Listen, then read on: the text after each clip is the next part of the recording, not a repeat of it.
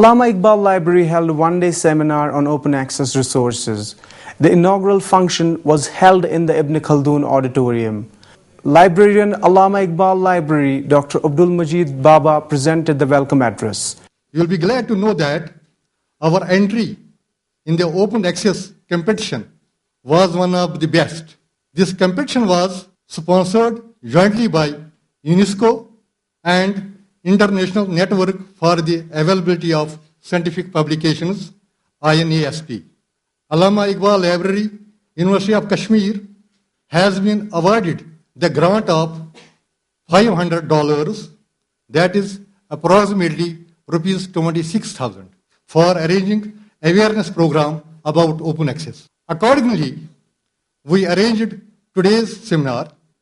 We invited faculty members, librarians, scholars, and students of our university, faculty members of colleges, and other educational institutions. Dr. Baba said that the open access resource has opened up new horizons for the researchers. Open access to scientific articles means online access without charge to readers or libraries. Open access literature is available in open access journals, institutional repositories, digital archives, and so on. Open access journals provide access to full text contents of scholarly, peer-reviewed journals. Open access is not only confined to journals, but includes books as well. There are open libraries providing free access to new books, new articles, and so on. Open access has since become the subject of much discussion for researchers, academicians, librarians, administrators, funding agencies, government officials, commercial publishers. Librarian, Islamic University of Science and Technology, Professor Wajih Ahmed Alvi, in his keynote address, said that digitization has come up with its own fragilities. I remember when we started using, we were using these floppy diskettes.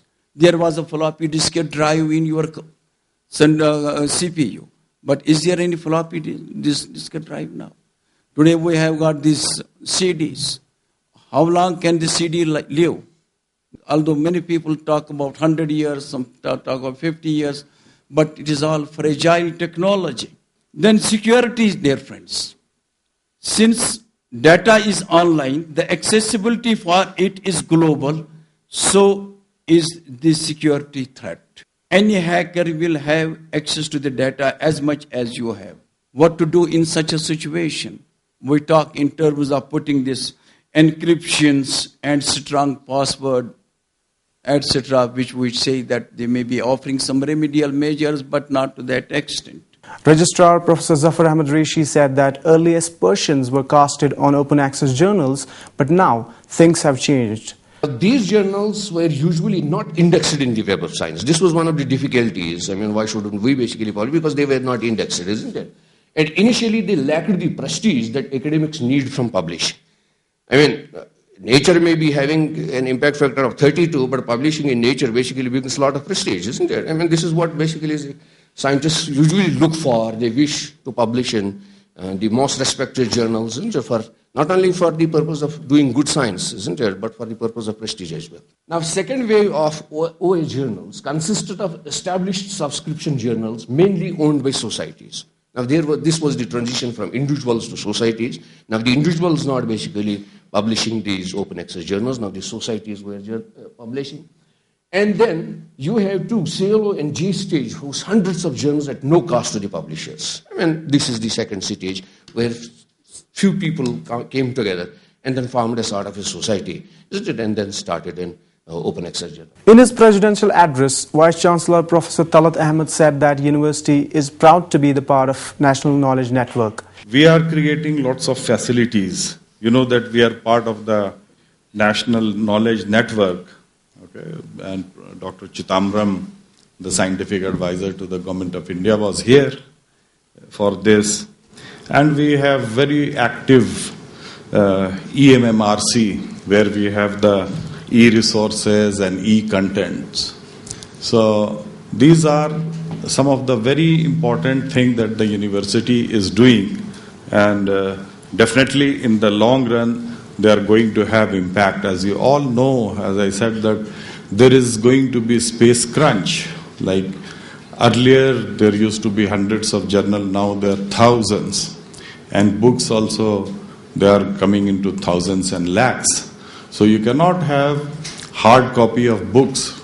All your library, all your space of the university or institution will fill up if you just go for hard copy of everything. He suggested participants of the seminar to interact with each other and discuss things passionately.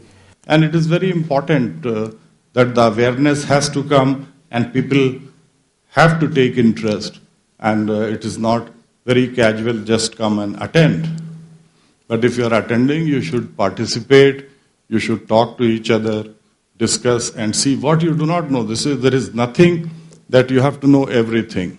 But to ignore that you do not know is the wrong thing, wrong approach. Any time in your life you can learn something new, there is no harm, okay, even if you have retired. Because learning is never going to complete. It is impossible for anybody to claim that he knows everything. It's impossible. So if you know everything of something, then you are an expert. And your approach should not be to know little of everything. You should know everything of at least something. Only then you can become expert. Senior Assistant Librarian, Allama Iqbal Library, Mr. A.R. Lattu presented vote of thanks. I, on behalf of Allama Iqbal Library, take immense pleasure in extending my sincere thanks to Professor Talat Ahmad, Hon'ble Vice-Chancellor, for sparing time from valuable schedule to be with us at this occasion.